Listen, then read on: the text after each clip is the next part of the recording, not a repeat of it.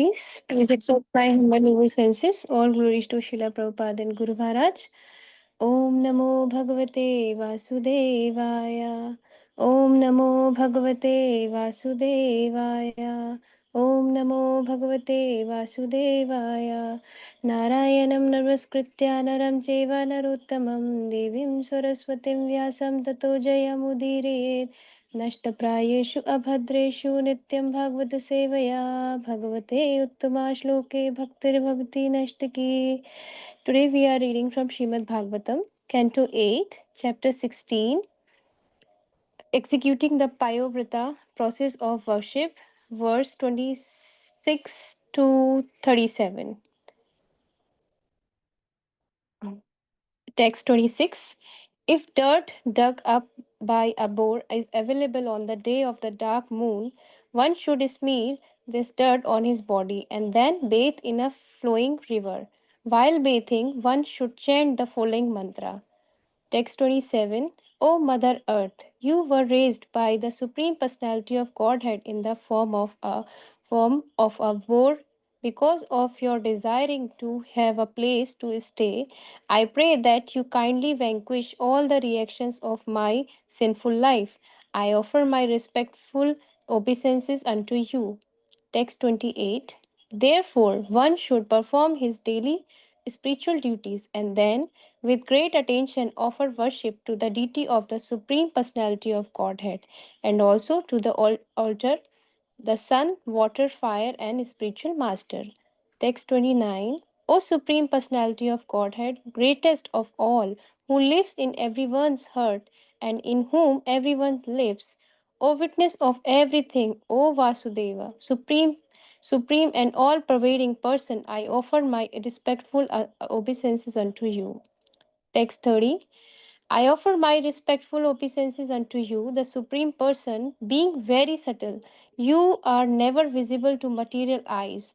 You are the knower of the 24 elements, and you are the inaugurator of Sankhya Yoga system.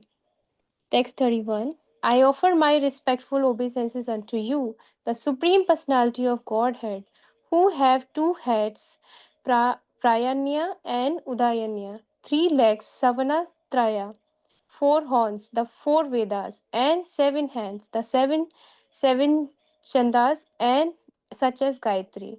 I offer my obeisances unto you, whose heart and soul are the three Vedic rituals, Karmakanda, Jnanakanda, and Upasana Kanda, and who expend these rituals in the form of sacrifice.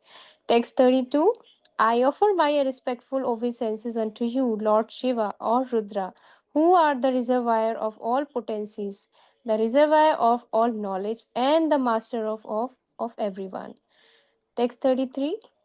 I offer my respectful obeisances unto you, who are situated as Hiranyagarbha, the source of life, the super soul of every living entity. Your body is the source of opulence of all mystic power. I offer my respectful obeisances unto you.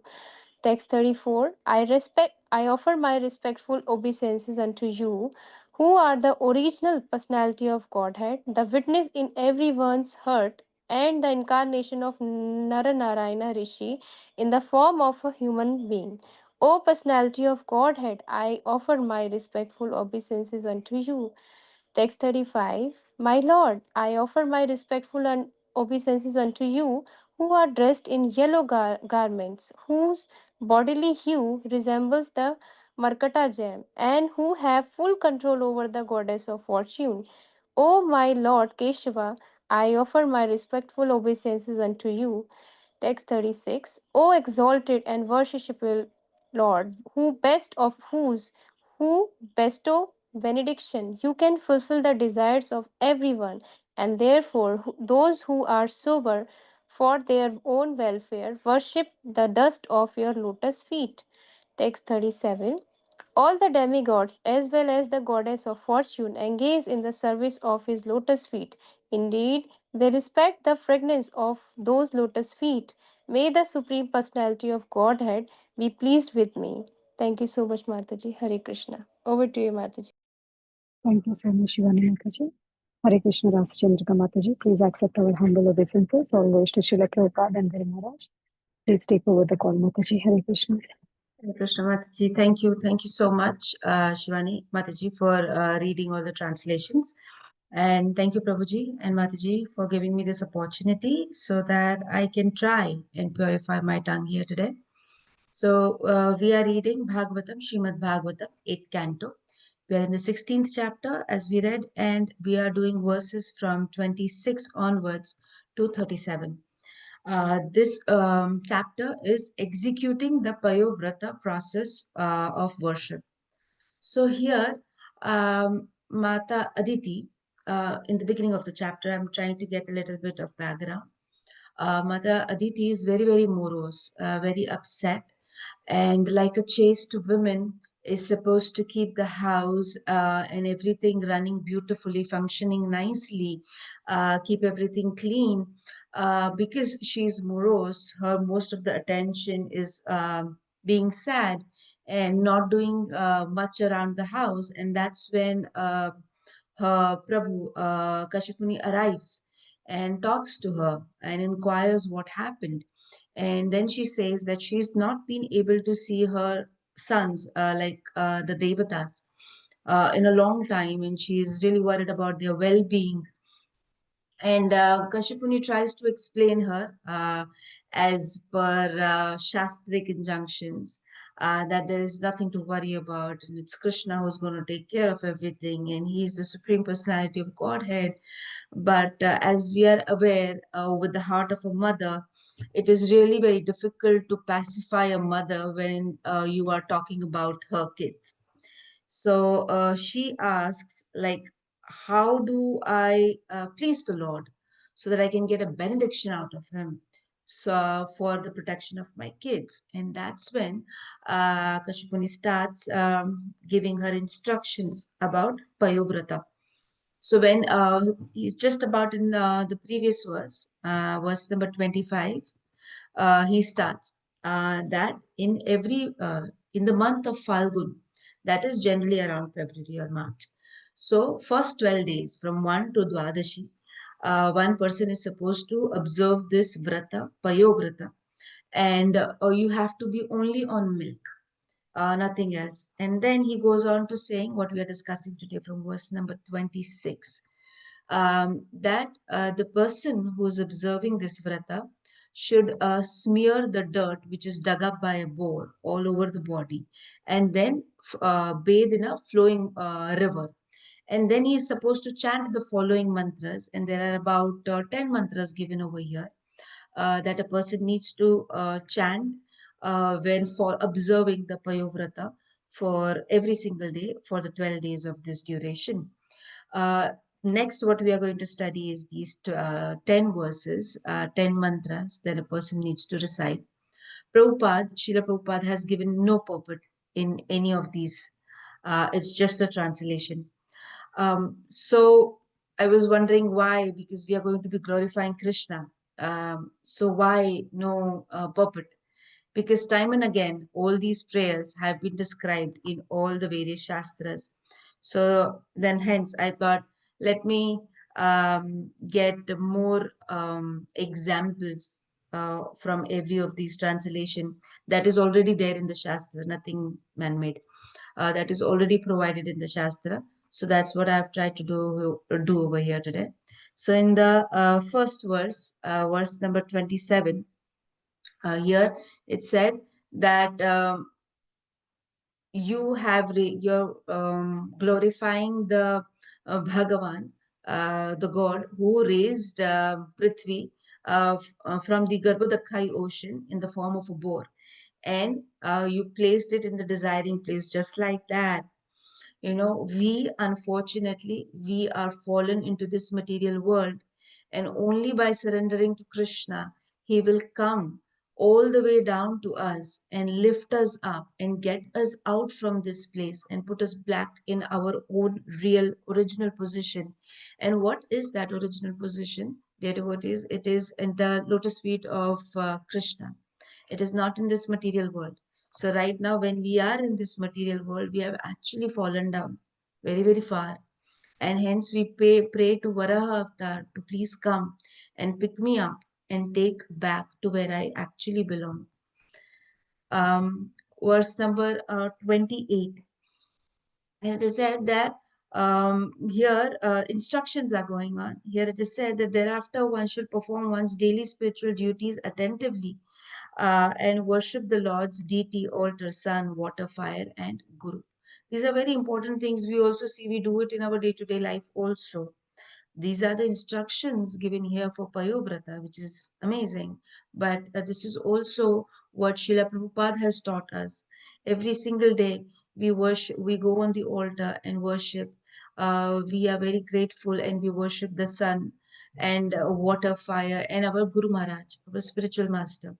These play a really important role in our life to elevate us from the downtrodden situation that we are stuck in right now.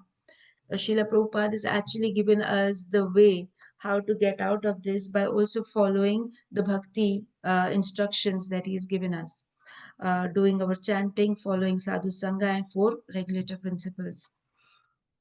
Here, verse number 29. From here onwards, the mantras, the verses for uh, describing Vishnu, Krishna, is being given over here onwards until verse number 37.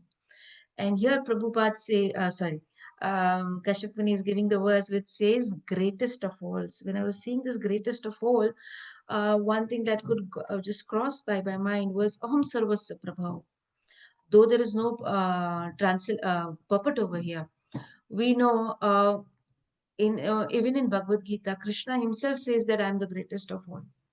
Right? So shastras are something, they are, you can actually cross check because there will be no different topics written elsewhere. They are all same, they all come to the same conclusion that Krishna stu Bhagavan Swayam. This is the final conclusion that we get. And after realizing what is the conclusion, what is our job is to surrender to that conclusion, that Krishna stu Bhagavan Swayam and Sarva Dharmam Parityaja.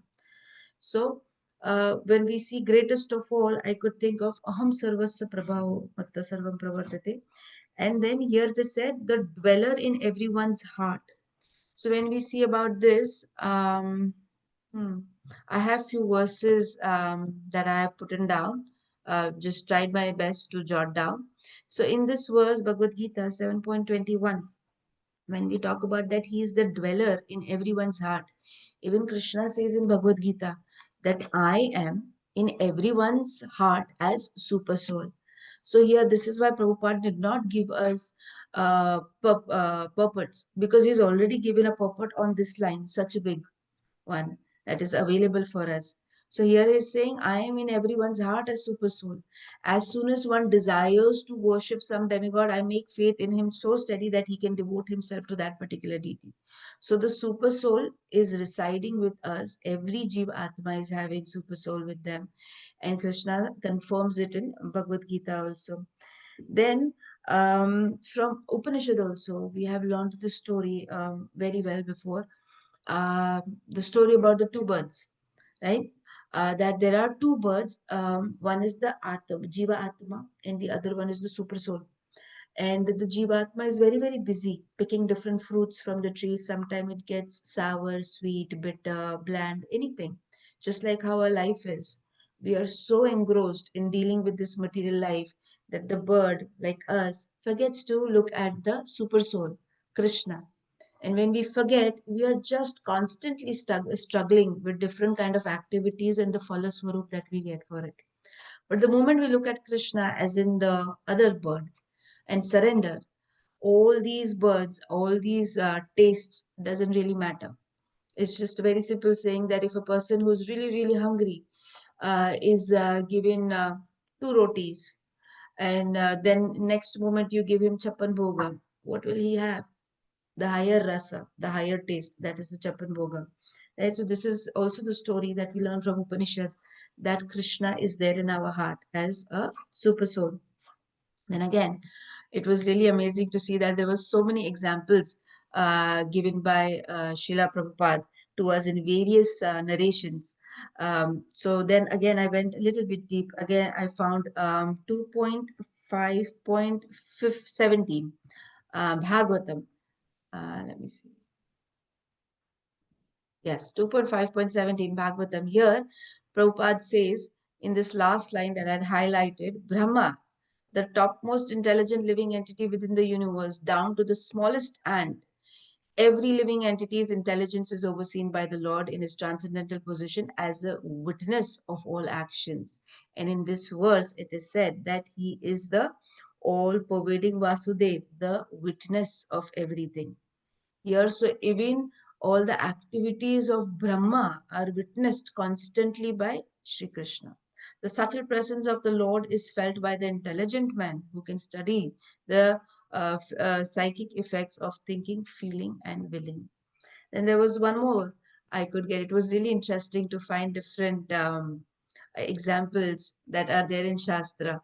So here, 13.23 of Bhagavad Gita says, yet in this body there is another, a transcendental enjoyer, who is the Lord, the supreme proprietor, who exists as an overseer and permitter.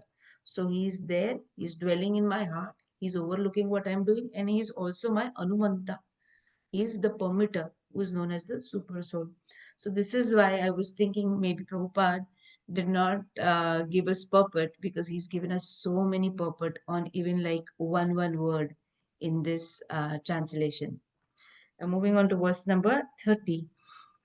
Here it says, I offer my respectful obeisances unto you, the Supreme Person. Being very subtle, you are never visible to the material eyes. Krishna says in Bhagavad Gita that people who really desire to see me, I am completely available for them. And people who don't want to see me, who deride me, they will never be able to see me. So material vision is not something you can use to see Krishna. Anyways, they are imperfect. So, and then you are the knower of the 24 elements. So, what are these 24 elements? We will quickly go through. We already know. There are 5 gross elements: earth, water, air, fire, ether. Then there are 3 subtle: mind, body, intelligence, not body, mind, intelligence, ego.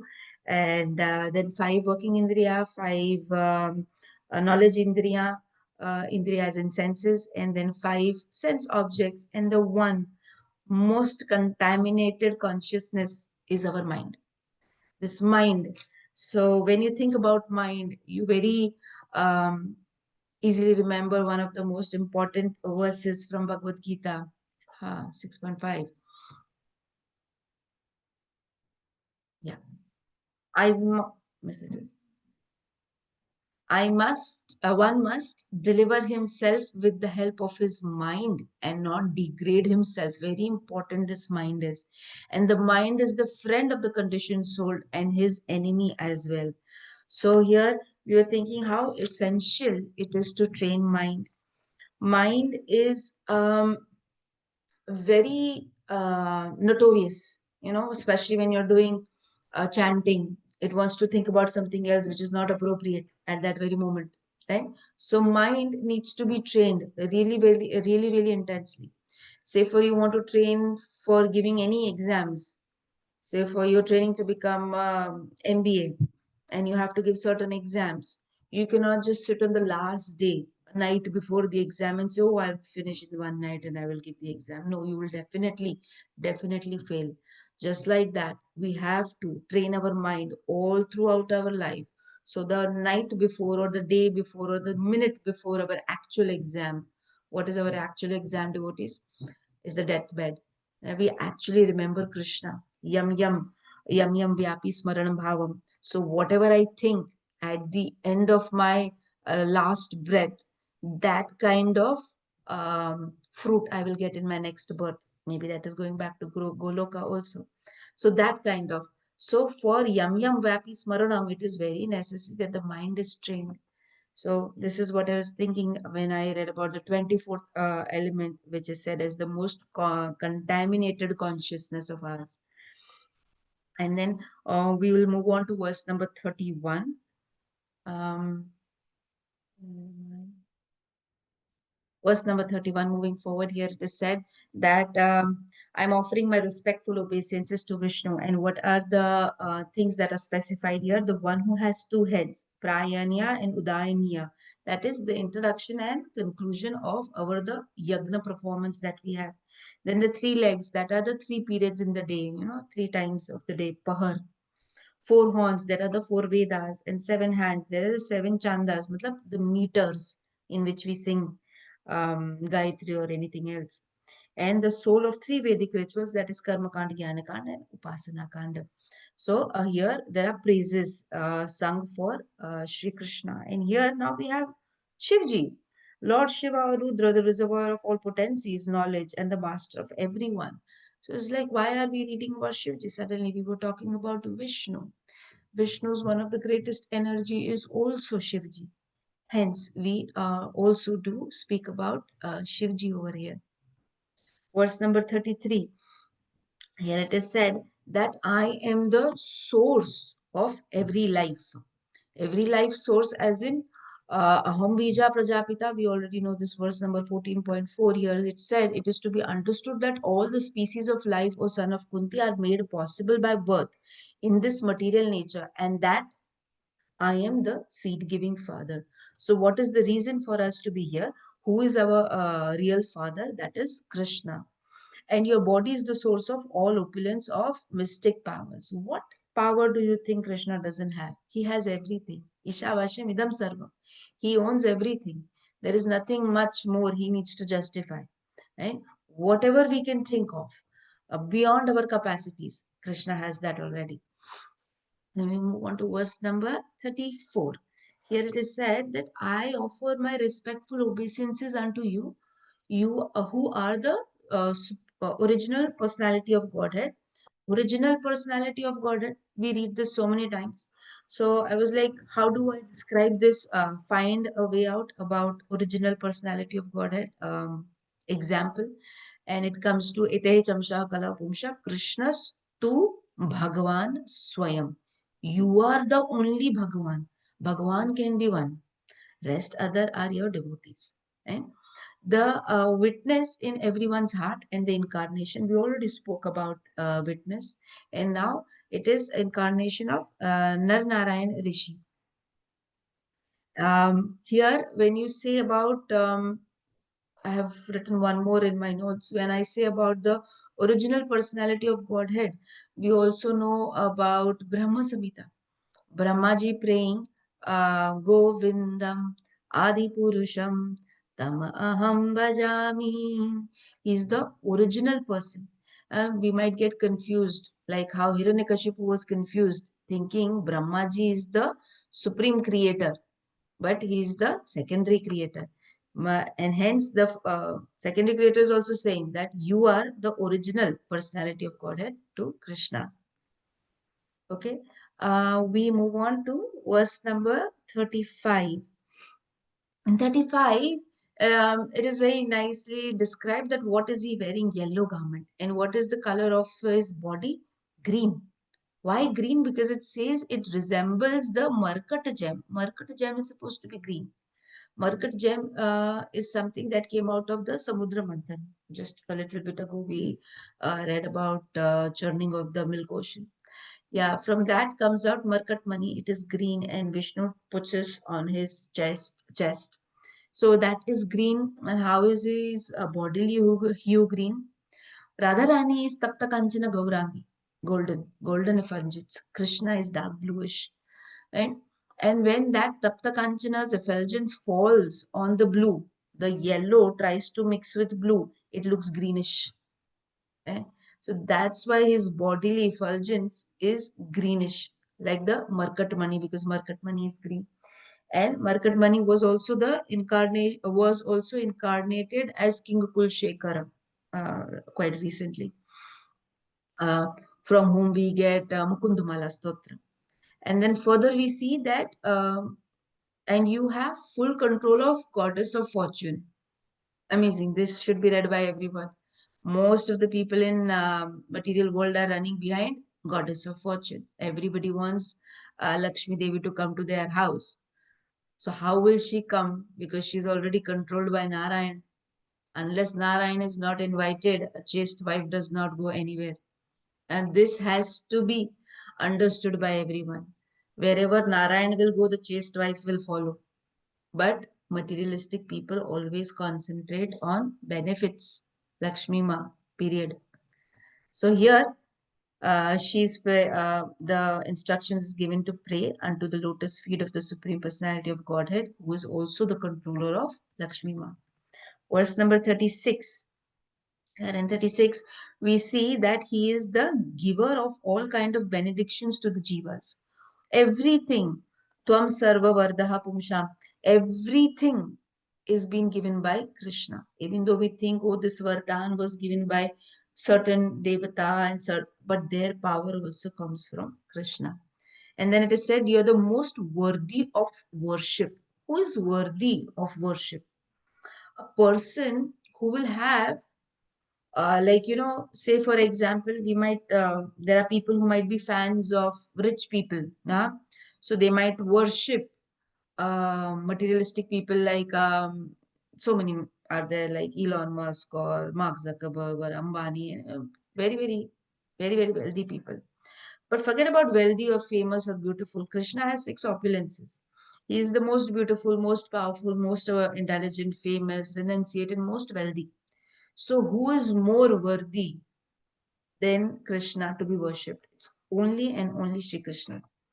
He is the best of the bestowers of benediction. Huh? And what is the best benediction that we can get from Krishna? Is getting bhakti. Yeah? There is nothing else that will actually help us in this material world. To get out from this ocean of material world, the only boot we need is bhakti. That will come with sadhu sangha, and that will also be given by mercy of Shri Krishna. And then it is said that he is the source of all auspiciousness. So here in Chaitanya Charitamrita, we recently read, his name, Krishna Chaitanya, is all auspicious for the world. Everything about him, his name, form, qualities is unparalleled. Nobody can match his name, fame, form, quality, anything. He is the most auspicious. So sometimes people get too much inclined in karma kanda, but it's as per their desire. You try to do so many puja, yagya, havan, do this, that. But even if you chant Hare Krishna, Krishna Krishna, Hare Hare, Hare Ram, Ram Ram, Hare Hare, all auspiciousness gets attracted right over there, because the most auspicious person's name is being chanted. And verse number 37, the last one we see today. Here it is said that you are worshipped by whom? Devatas, the goddess of fortune, who serve his lotus feet. That everybody is on your lotus feet. So there is, in this Payovrata system, there will be prayers offered and requesting Krishna to accept us also on their lotus feet. And here we see Ma Krishna, Mother Lakshmi, is the epitome example of Padasevana. Yeah. And even hence she is in the constant service of his lotus feet. We'll end our discussion over here. I'll pause my Vani. Hare Krishna. Dhanavad Pranam. Hare Krishna Mataji. Thank you, Mataji. Hare Krishna. Thank you very much, Mataji. Hare Krishna.